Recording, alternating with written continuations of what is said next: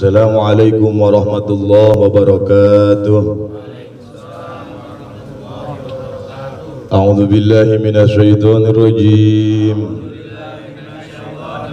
Bismillahirrahmanirrahim.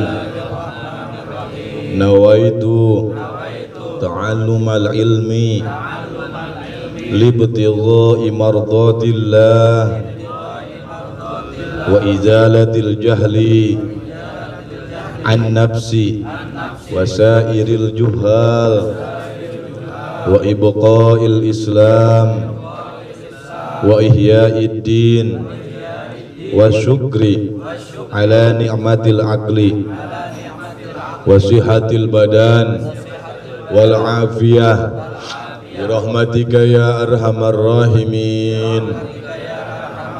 Allahumma fahimni ilma syari'ah wa tariqah wal haqiqah wasta'amilni biha bihaqqi sayyidina Muhammadin sallallahu alaihi wasallam wa ala alihi wa sahbihi ajma'in. Allahumma salli ala sayyidina Muhammadin nabiyil habibil mahbub syafil ilali mufarrijil kurub wa ala alihi wa sahbihi wa sallim walhamdulillah rabbil alamin. Qala al-musannif rahimahullah wa nafa'ana bihi wa fi ulumihi bid-darain. Paslun utawi iki kusawiji pasal.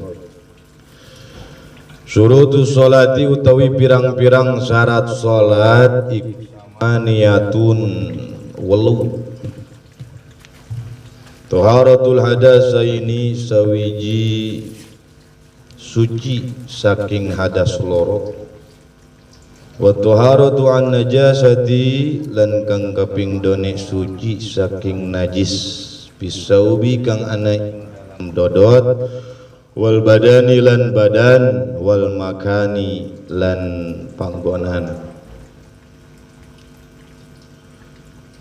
Wasatrul aurati lan nutup aurat wastiqbalul kiblati lan madhep kiblat wa dukhulul waqti lan manjinge waktu wal ilmu lan ngawaruhi bi fardiyatiha kalawan fardune salat wa alla ya'taqida lan yantah oranana nganekatkeun ieu si wong pardon ing pardune suwiji min furudiha saking pirang-pirang pardune salat sanatan ing sunnah sunnatan ing sunnah wajtinabul mubtilati lan ngadauhi pirang-pirang perkara kang ngabatalkeun salat. Alhamdulillah wassalatu wassalamu ala Rasulillah wa ala alihi wa sahbihi wa man wala. Asyhadu an la ilaha illallah wahdahu la syarika lah wa asyhadu anna sayyidana Muhammadan abduhu wa rasuluhu la nabiyya ba'dah. Allahumma salli ala sayyidina Muhammad sallallahu alaihi wasallam wa ala alihi wa sahbihi wa man tabi'a lahum bi ihsanin ila yaumiddin amma ba'du. Hadratal mukarramun, segenap para tokoh masyarakat, tokoh agama yang saya hormati, wabil khusus sahibul wilayah RT 05 Perumahan Geraha Cikupa Pasar Kemis. Tenang Pak Bondan, selaku pemangku wilayah Bapak Ketua RW, alhamdulillah hadir bersama kita, yakni Bapak RW Didi Arianto, itu biasa kita kenal Mas Ambon. Juga selaku pemangku wilayah Bapak T05, yakni Bapak Salikin, yang malam ini kebetulan beliau ada tugas lain beserta jajaran RT 05. Dan juga para RT-RT yang lain yang saya hormati. Terlebih khusus yang sama-sama kita hormati, juga kita harapkan doanya pada beliau guru kita bersama Habib Hamzah Assegaf, yang kita doakan mudah-mudahan beliau selalu berada di dalam lindungan Allah Subhanahu wa Ta'ala. Juga tidak lupa yang saya hormati selaku kesepuhan atau tokoh kita yang alhamdulillah ada hadir bersama kita, yakni Pangersa Abah Usub, juga Kang Ustad Yayat Hidayat, Al Ustad Abi Sofyan, dan juga selaku Ketua DKM Musolah Baitul Faizin Bapak Ustad Fitriyadi. Juga tak lupa yang saya hormati Sohibul Bait, yakni Abah Wanta, di abah-abah dia jasana lamun diukur-ukur dina umur saya nu paling ngora.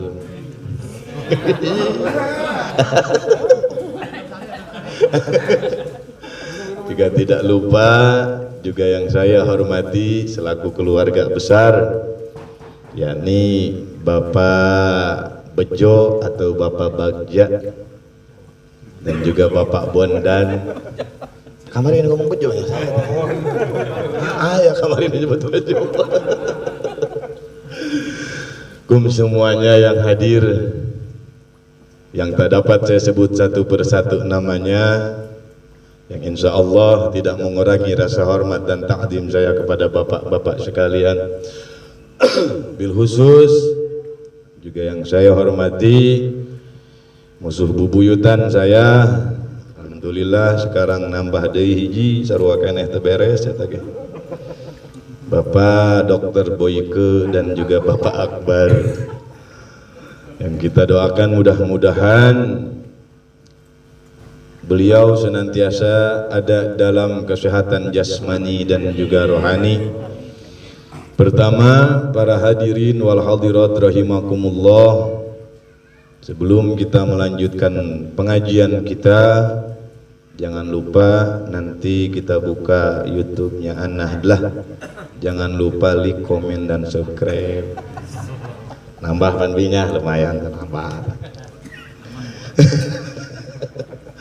Pertama, marilah sama-sama kita panjatkan puji syukur kehadiratillahir Rabbi Allah Subhanahu wa Ta'ala yang telah memberikan nikmat kepada kita, terutama nikmat iman wal Islam, nikmat sehat wal afiat. Salawat seiring salam semoga selalu tercurah limpahkan ke alam habibana wa nabiyyana wa maulana Muhammad sallallahu alaihi wasallam, kepada para keluarga, para sahabat, para atba tabi'in, hingga sampai kepada kita yang menjadi umatnya, mudah-mudahan mendapatkan syafaatul ujma ila yaumal qiyamah.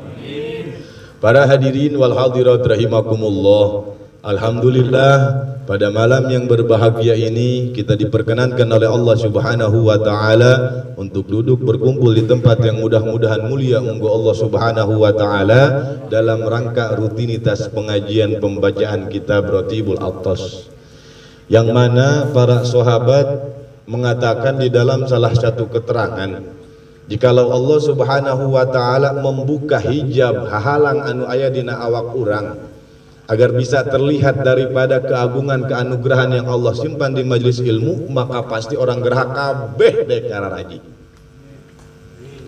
Ieu lamun dibuka. Tapi bukti napan orang teu dibuka. Jadi kita tidak tahu apa anugerah yang Allah berikan kepada orang yang mau menuntut ilmu.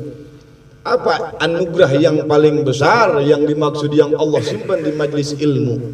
Tidak harus tempat itu mewah, tidak harus tempat itu lega, tidak harus tempat itu nyaman untuk diduduki, selama pada tempat itu dibacakan maulid Nabi, disebutkan salawat kepada kanjeng Nabi, disebutkan zikir kepada Allah Subhanahu wa Ta'ala, ba'asallahu yaumal qiyamah, maka nanti orang tersebut yang mengumpulkan pada orang-orang tadi, hari kiamat akan diutus ma'asyidikin bersama orang-orang saleh, wasuhada, dan juga orang-orang yang mati syahid, wassalihin, dan orang-orang yang meninggal membawa amal yang saleh.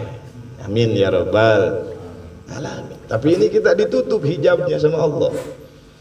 Kalau misalkan dibuka, mengapa ada hijab yang ditutup sehingga kita tidak bisa melihat anugerah itu? Ini adalah bukti zat kasih sayang Allah kepada kita. Jadi kalau misalkan dibuka ini hijab oleh Allah, maka di rumah nggak ada yang ngelonin, yang di rumah nggak ada yang ngusapin. Bener. Kalau jelma harayang ngaji karena nyaho zat Allah Subhanahu wa taala karunyangan ka urang, makana ditutup.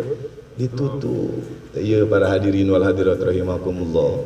Mudah-mudahan pada rutinitas malam Selasa ini Allah berikan istiqomah kepada kita dan juga Allah berikan anugerah berkah untuk kita semua.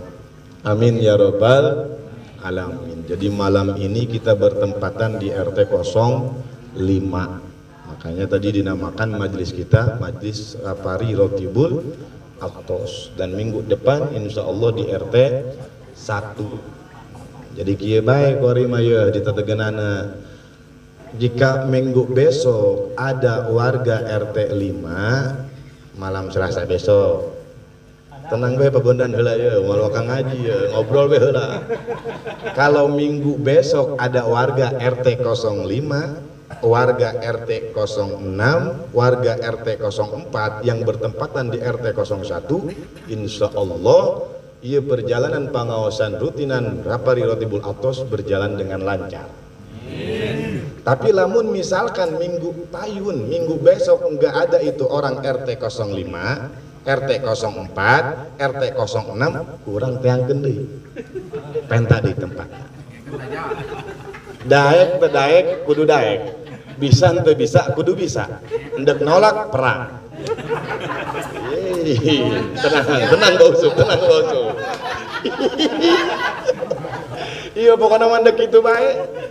Karena yang kita tuju adalah menjalankan daripada hadis Kangjeng Rasulullah sallallahu alaihi wasallam. Mana al jamaatu rahmatun, dengan berjamaah maka dengan itu pula diturunkannya rahmat. Mana rahmat yang Allah turunkan? Tadi saya ketemu sama Habib, ketemu sama guru, ketemu sama Abah Usub, ketemu sama ketua DKM, salam-salaman. Kita anggap itu salam-salaman cuma hal biasa, yang padahal kalaulah tadi kita bersalaman dengan mengucapkan assalamualaikum menjawab waalaikumsalam, maka 10 rahmat Allah turunkan kepada kita dan 10 rahmat Allah berikan kepada kita atas pengampunan dosa. Amin ya rabbal. Maka saya setuju sama RW dan RT Geraha. Waktu corona kemarin gak fanatik itu sama salam-salaman. Saya gak menemukan sama orang Geraha salaman pakai sikut. Alhamdulillah gak ada. Semua berjabat tangan. Bahkan lebih erat jabatan tangannya daripada logo Nokia. Nolak be. Mau nolak emang ha? Orang ini ikut saya ngaji, tapi kalau saya ngomong di komen terus. Lalu selanjutnya para hadirin wal hadirat rahimakumullah, mengenai pembahasan pada malam ini yakni syarat salat. Syarat salat bahwa dikatakan di sini syurutus sholati samaniyatun. Jadi beda kitab, beda bahasan, beda rincian, tapi satu tujuan. Di dalam kitab ini dikatakan ada 8 syarat-syarat melaksanakan sholat. Yang pertama yakni suci dari 2 hadas, baik hadas kecil atau hadas besar. Terus yang kedua suci dari najis, baik najis itu ada pada pakaian kita, ada pada badan kita, dan juga pada tempat yang kita pakai sholat. Yang ketiga menutup aurat, yang keempat menghadap kiblat, yang kelima masuknya waktu sholat, maksudnya mengetahui maksudnya waktu sholat, yang keenam mengetahui pardunya sholat, dan yang ketujuh tidak meyakini bahwa yang pardu di dalam sholat ini dikatakan sunnah dan sunnah di dalam sholat itu dikatakan pardu. Yang kedelapan yakni dengan menjauhi hal-hal yang membatalkan sholat. Padahal mah kurang karak didenge kuari, coba kurang dibalikan deui. Syarat sholat anu pertama geus pohoan we geus pokona. Pokona mah ngusap-ngusap sirah pokona mah bausut. Pokona mah kami mengadenge pe ngaji ngadeng. Ngaji ngadenge. Kadenge kata syukur, kadenge teu kata geus lah bodo amat. Benar. Tapi luar biasa, meskipun seperti itu, mulianya orang yang duduk di majelis ilmu tetap pahalanya Allah sempurnakan. Amin. Jadi tadi yang pertama harus suci dari hadas kecil atau hadas besar. Mengenai hadas kecil, yang itu bisa dibasuh dengan berwudu. Tapi kalau hadas besar belum dikatakan suci kalau dia belum mandi. Ini bedanya hadas kecil sama hadas besar. Lalu misalkan begini, saya sholat dalam keadaan saya lupa, saya belum wudu ternyata, saya belum suci, belum menghilangkan hadas kecil saya, batalat sholatuhu, maka tetap batal sholat kita, meskipun dalam keadaan itu kita lupa. Atau enggak misalkan Pak RW Ambon jadi imam di musola Baitul Faizin, lupa beliau malamnya habis bersenggama dengan istri, akhirnya pagi waktu subuh datang buru-buru ke musola, enggak mandi dulu. Tiba-tiba kenyataan di musola Pak RW ini dijadikan imam. Imam langsung Pak RW. Allahu Akbar, berjamaah. Setelah selesai berjamaah pulang ke rumah makan nasi uduk baru ingat, ya Allah, orang jangan mandi, jangan mandi. Mana tadi keimaman sholat subuh deh. Benar. Untuk makmum, selama dia tidak tahu maka tetap makmum sholatnya sah. Tapi untuk RW Ambon wajib mandi, sholat lagi. Jatuhnya kodok lagi. Itu kalau makmumnya sah. Tapi kalau imamnya yang dia punya hadas kecil atau hadas besar, maka dia harus balik lagi sholat. Harus mensucikan diri daripada hadas kecil dan juga hadas besar. Tapi mudah-mudahan di sini yang jadi imam meskipun dia lupa nggak usil. Karena kenapa? Kalau misalkan Pak RW Ambon tadi dia jadi imam sholat, kenyataan dia punya hadas besar dan dia lupa belum mandi. Setelah selesai melaksanakan sholat subuh, jatuhlah jam 6, dia makan uduk baru ingat dia punya hadas besar, buru-buru pergi ke musola. Pengumuman, Assalamualaikum warahmatullahi wabarakatuh. Kepada bapak-bapak yang tadi sholat subuh berjamaah bermakmum kepada saya Pak RW Ambon, saya katakan sholat balik lagi karena tadi saya lupa belum mandi besar. Kalau misalkan ini usil imamnya, maka makmum yang mengetahui daripada pengumuman imam, daripada pengumuman RW Ambon tadi batal.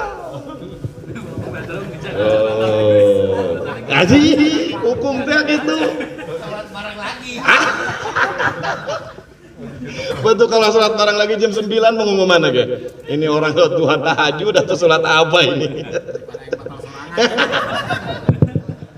Makanya ini kalau imamnya usil, dia ngasih pengumuman, ngasih berita himbauan di musola, atau makmum yang dengar batal sholatnya harus balik lagi. Tapi kalau makmum yang nggak tahu nih makmum, kebetulan makmumnya di sono di depan, kagak tahu dan kagak dengar, ya enggak dia. Allahu Akbar. Sekarang malah lebih mudah, nggak harus pakai toa, di WA. Di WA. Ini kalau misalkan di WA semacam itu dan yang bacanya juga makmum semua, itu batal kami salatnya. Yang udah dijasokan tetap batal baliknya. Nah, ini yang pertama, yakni harus suci, bersih dari hadas kecil dan juga hadas besar. Yang kedua, harus bersih dari najis. Nanti di depan baru kita bahas mengenai ciri-ciri najis dan cara menghilangkan najis. Karena najis itu pertama ada yang dinamakan najis mughalladhah, lalu yang kedua najis mukhaffafah, yang ketiga najis mutawassithah. Nah, ini tuh bahasannya luas. Insyaallah mudah-mudahan minggu depan kita bahas, kalau malam ini kita selesai mengenai 8 syarat sahnya sholat. Nah, ini harus diperhatikan dari 3 tadi. Baik itu yang ada pada badan kita, nempel pada pakaian kita, ataupun yang ada pada tempat yang kita pakai sholat. Makanya kalau kita misalkan punya kucing itu emang kita rawat, setiap hari kasih makan, setiap hari dimandiin sampai bulunya juga halus, kelihatannya benar-benar indah. Tapi kadangkala kita nggak tahu, meskipun itu kucing, kalau dia pup ke kamar mandi, kalau nggak dia kencing ke kamar mandi sendiri, kadang-kadang kucing itu tanpa sepengetahuan kita muntah. Jadi harus berhati-hati. Beda lagi dengan orang yang sudah memang dapat kemuliaan. Jadi dulu ada orang waktu dia sholat, ada kucing lewat di depan orang itu. Ketika dia tahiyat, jarinya ini digigit sama kucing. Jarinya digigit. Dia batalkan itu sholat karena ngerasa sakit. Udah balik lagi sholat, wudhu lagi, sholat lagi. Setelah beres itu, malah ada orang sakit datang minta dipijit. Luar biasa. Tadi, berarti gara-gara kucing. Lain gara-gara kucing. Emang harus dimuliakan ku Gusti Allah lewat kucing. Jadi inspirasi Robert sholat di imam. Kalau ada kucing masukin kalau lagi saya di sholat. Waduh. Emang kenapa? Mau digigit jari? Bukan. Mau digigit apa? Mau digigit yang tengah biar gede. Biar tahiyat terus. Itu yang kedua. Lalu yang ketiga, yakni menutup aurat. Ini juga harus hati-hati kalau sholat, harus ditutup aurat kita.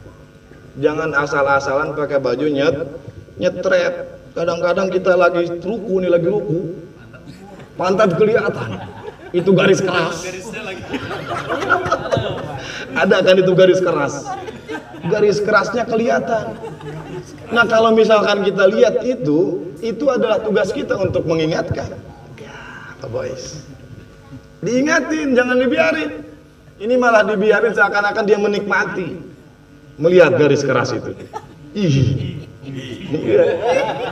Nah ini di sini luar biasa nih. Kalau mendengar hal yang begitu, gila. Tapi ada Kang Yayat begini, ada orang pria jago-jagoan, tapi dipijit, ditelanjangin mau. Ya Allah, naudzubillah min dzalik.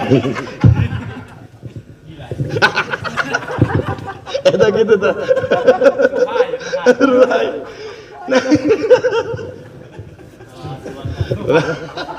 Nah itu para hadirin rahimakumullah. Jadi kalau misalkan ada kita di musholah lihat orang itu sholat kelihatan garis kerasnya, kita ingetin jangan biarin. Pak maaf, itu kelihatan auratnya. Tutup, ganti bajunya. Mana batas aurat laki-laki? Mana juga batas aurat perempuan. Kita harus tahu karena kita semua di sini rata punya istri. Kalau tidak kita perhatikan mengenai aurat istri kita ketika melaksanakan sholat, maka pastilah nanti kita yang akan bertanggung jawab. Pertama tadi adalah aurat laki-laki dari mulai dada ikhtiyatnya nih, nutupin pusar sampai lewat lutut. Tapi ada pula satu kil mengatakan cukup dipusar sampai lutut. Nah tadi kita mengikuti kehati-hatian. Karena kadang-kadang orang kalau sholatnya pakai sarung pun, kalau dia pakai sarungnya di sini tiba-tiba pakai ruku, itu sarung turun. Bener, turun sendiri. Maka udah aja. Kalau kita sholat kita jaga aurat kita, jangan sampai kita lagi sujud malah kelihatan itu yang nongol. Jangan sampai kita lagi ruku itu celana dalam kelihatan mereknya. Sampai kelihatan mereknya boxer. Iya. Lucky. Kelihatan Sony, Ekmen segala. Jangan sampai itu. Nah ini harus dijaga karena kita sedang melaksanakan sholat. Dari leher pun ini ngaruh. Yang meskipun para hadirin rahimakumullah tadi dikatakan dari dada sini sampai lewat lutut aurat laki-laki. Tapi kenapa dikatakan dari kancing baju pun ngaruh? Karena kadang-kadang kalau bajunya terlalu gede, ketika kita dipakai sholat kita nggak pakai dalaman kaos, ini semua tembus, kelihatan semua. Karena adalah keadaan kita lagi ruku, misalkan kita bajunya gede, ombrong ini kelihatan dari sana ini. Nah ini kadang begini nih jatuhnya.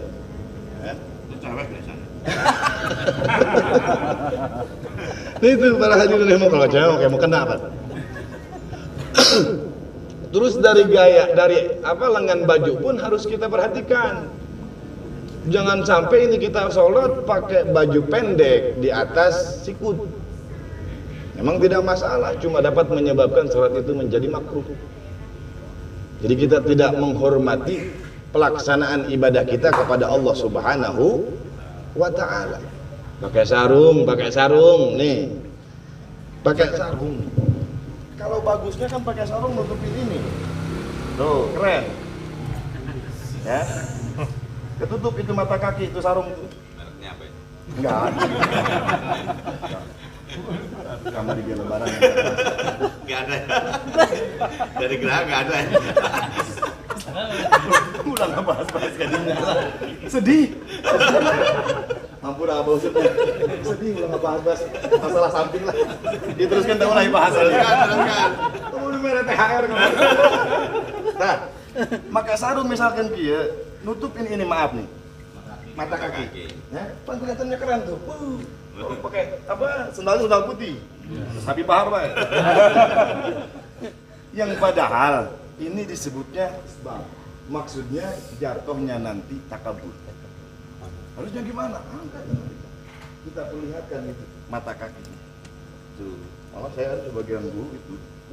Salah satu guru saya sholat, sarungnya begini, pakai sarungnya. Kalau lagi mati, lagi ceramah, lagi apa sarungnya begini. Madura ya? Jauh. Karena nggak mau pada ketetapan dasar keterangan yang dinyatakan jatuhnya adalah takabur. Tidak semana udzubillah min dzalik. Arung tadi tanya, tapi enggak. Satrul aurati, menutup aurat. Perempuan juga sama, itu harus kita lihat. Auratnya perempuan itu mana? Seluruhnya, yang hanya tersisa yakni lengan tangan dan juga muka. Dan batas muka pun jangan sampai kita beranggapan telinga ini memang termasuk salah satu bagian daripada garis wajah. Ada ulama mengatakan itu, tapi yang lebih abdolnya dari sini nih, apa ini namanya nih? Layatan detik tak. Nah, kalau celi mah semua telinga. Celi. Nah, itu. Ini harus kita lihat. Istri kita, manakala ketika sholat sudah rapi apa belum auratnya ditutup. Karena kalau misalkan tidak kita perhatikan, kita biarkan, kita tahu dia melaksanakan hanya saja sekedar sholat, wallahu a'lam kumaha tuntutan di itu. Makanya alhamdulillah ulang kumpulan kieu bari seserian, bari tukar pikiran, lain abdi rek magahan ngaji atau rek mau kita supaya bisa disebut bisa maca kitab lain.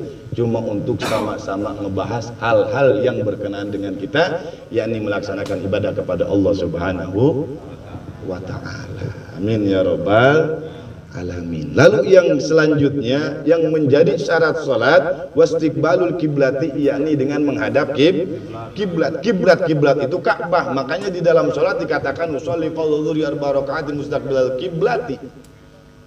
Ada lagi yang mengatakan mustaqbilal Ka'bati.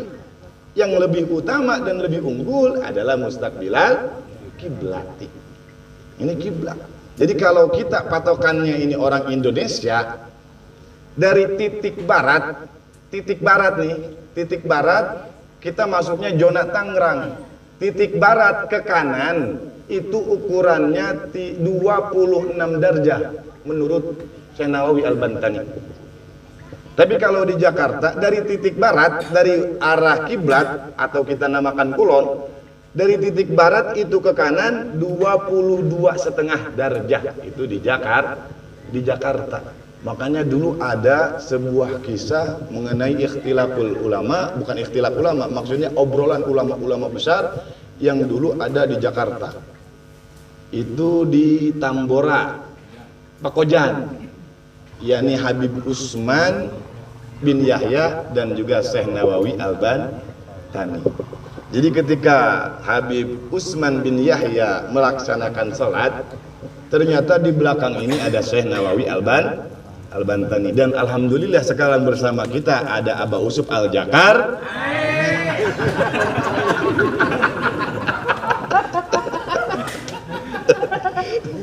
Aduh, Al-Jakartai.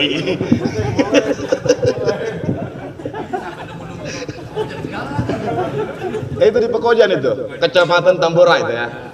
Masih sebelah sini sebelum tenda biru, benar enggak? Masjid Jawiyah. Nah pada saat itu Syekh Nawawi Al-Bantani mengatakan pada Habib Utsman bin Yahya, ya Habib Utsman, ini kurang iblat, kurang geser. Ya udah begini, kurang geser gimana? Kurang geser ini kurang geser. Lalu bagaimana ketika sudah banyak percakapan, akhirnya kata Imam Syekh Nawawi, ya sudah, saya di depan, Habib Yahya belakang. Setelah itu selesai, dia berdiri, para jamaah yang lain pun melihat. Syekh Nawawi Al-Bantani mengangkat tangannya menunjukkan kepada arah maksud kiblat yang ia tentukan, yang ia sebut tadi, yakni 20 derajat per 22 setengah derajat dari titik barat. Dari ini Syekh Nawawi Al-Bantani posisi tangan begini. Maka di belakang ini Habib Utsman bin Yahya melihat itu Ka'bah. Seluruhnya orang melihat keistimewaan para wali-wali Allah. Maka saat itu Habib Utsman bin Yahya ngejar-ngejar Syekh Nawawi Al-Bantani untuk takdiman wa takriman, cium tangan. Tapi Syekh Nawawi Al-Bantani enggak mau. Syekh Nawawi tetap enggak mau. Mau dikejar kemanapun, ditangkap bagaimanapun, enggak mau dicium tangan. Tapi sebaliknya Syekh Nawawi Al-Bantani lah yang lebih menghormati daripada Habib Dzurriyyat Rasul sallallahu alaihi wasallam. Jadi kalau kita berbicara mengenai wali-wali Allah itu luar biasa keistimewaannya.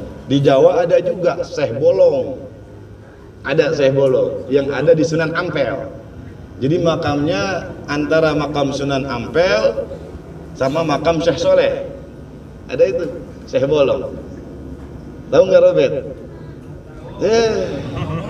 Kurang jajan.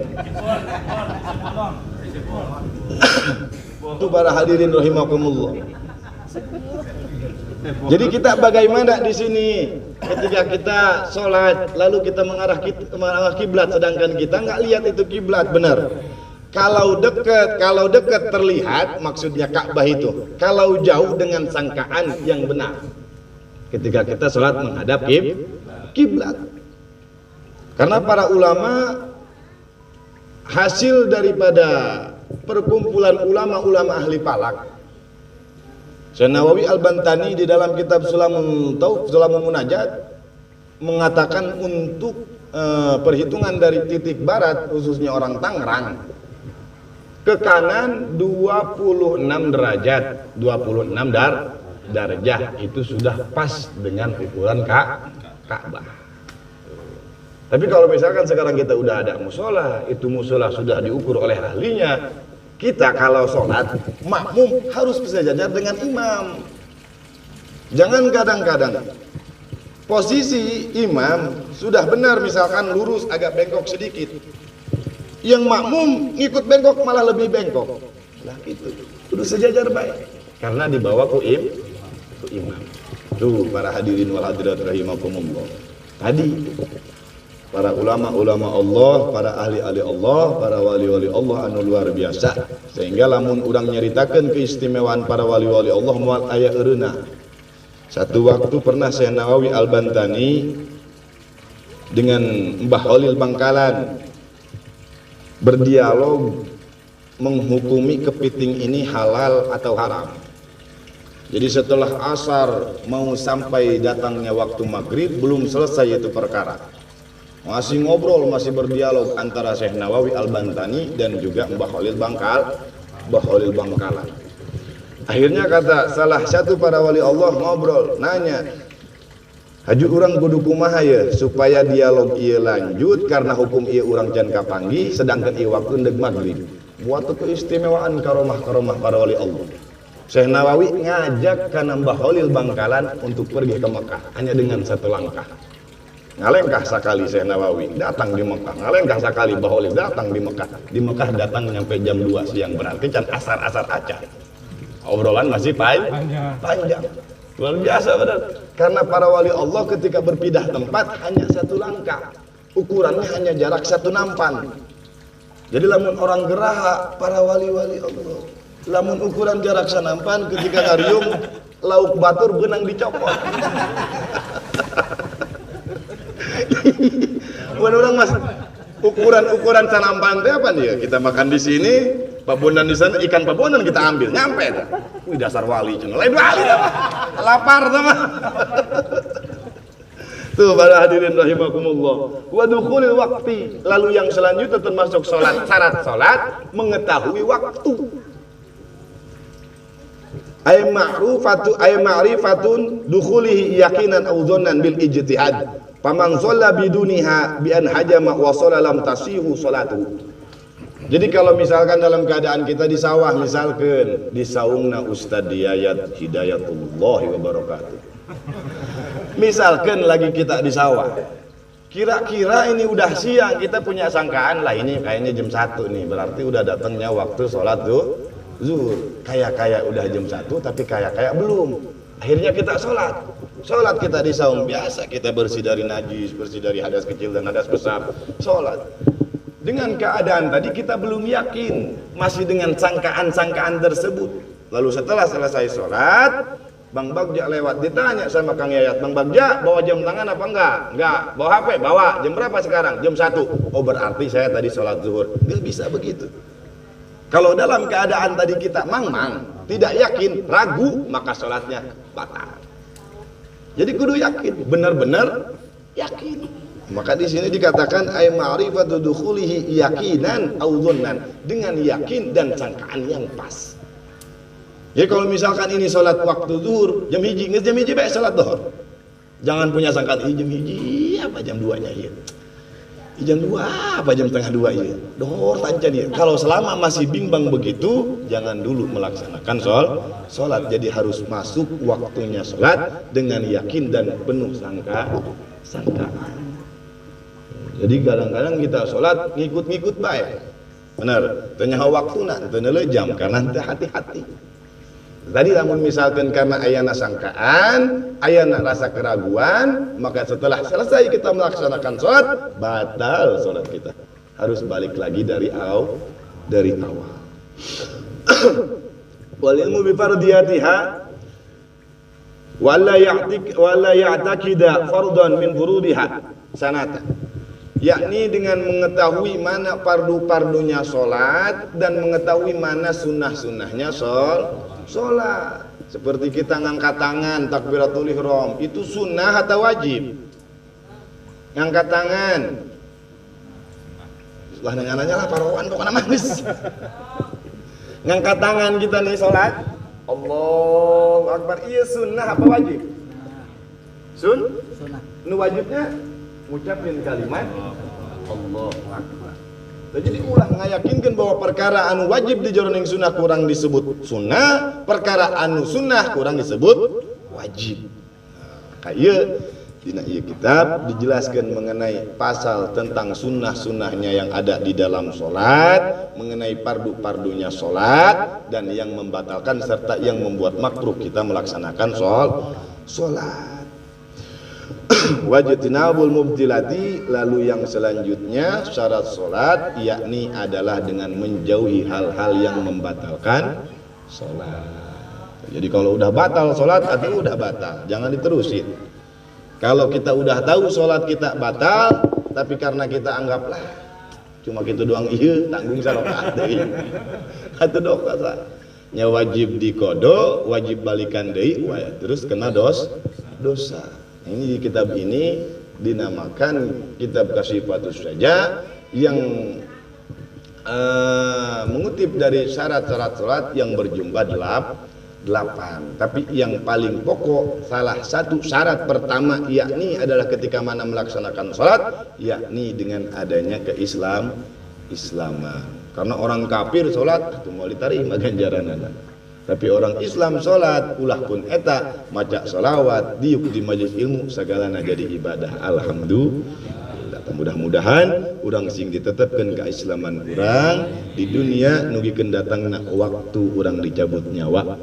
Amin ya rabbal alamin. Lalu selanjutnya kita baca doa bareng-bareng.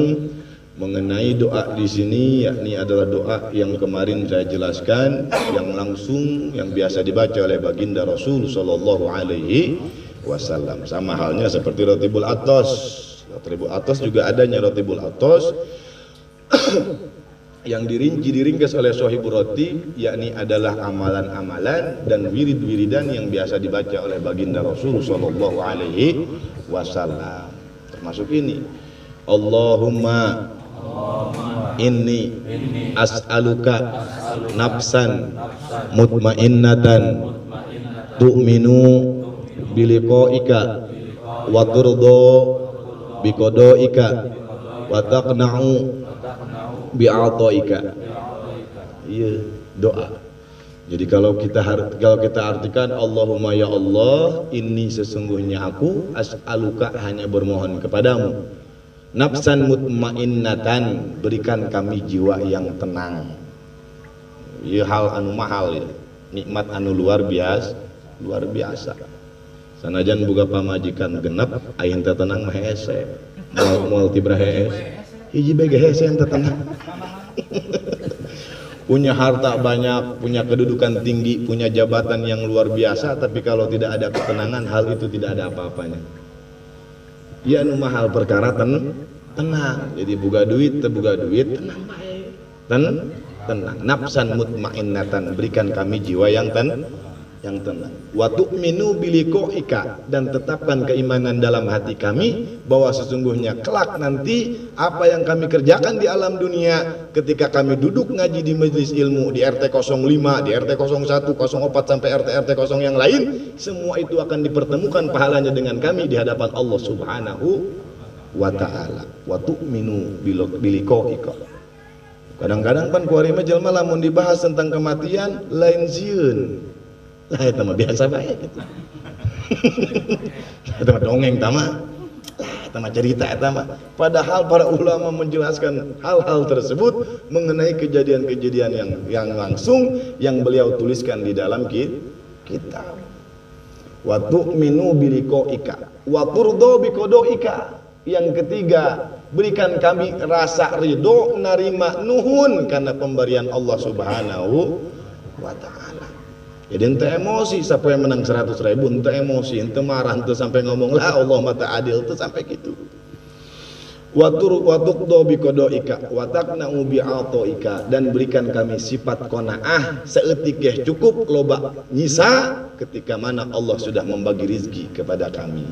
Amin ya rabbal alamin. Allahumma inni as'aluka nafsan mutmainnatan tu'minu biliqa'ika wa tuqdo biqada'ika wa turdo biqada'ika wa taqna'u bi'ata'ika walhamdulillahi rabbil alamin. Itu para hadirin Bapak jamaah rahimakumullah. Mungkin itu yang pada malam ini sama-sama kita bahas. Mudah-mudahan kita ada waktu bisa bertemu kembali, dan mudah-mudahan kita bisa dapat melanjutkan apa yang ada dalam keterangan di sini. Mudah-mudahan ada manfaatnya, dan saya pribadi mohon maaf atas segala kehilapan saya, baik itu dari kata, dari gaya bercanda, dan juga mudah-mudahan apa yang dapat kita mengerti, dapat kita amalkan, itu bukan dari saya, tapi benar hakikatnya adalah dari Allah Subhanahu wa ta'ala yang ngajadikeun taufik hidayah keur urang sadaya. Hadanallahu wa iyyakum ajmain. Assalamualaikum warahmatullahi wabarakatuh.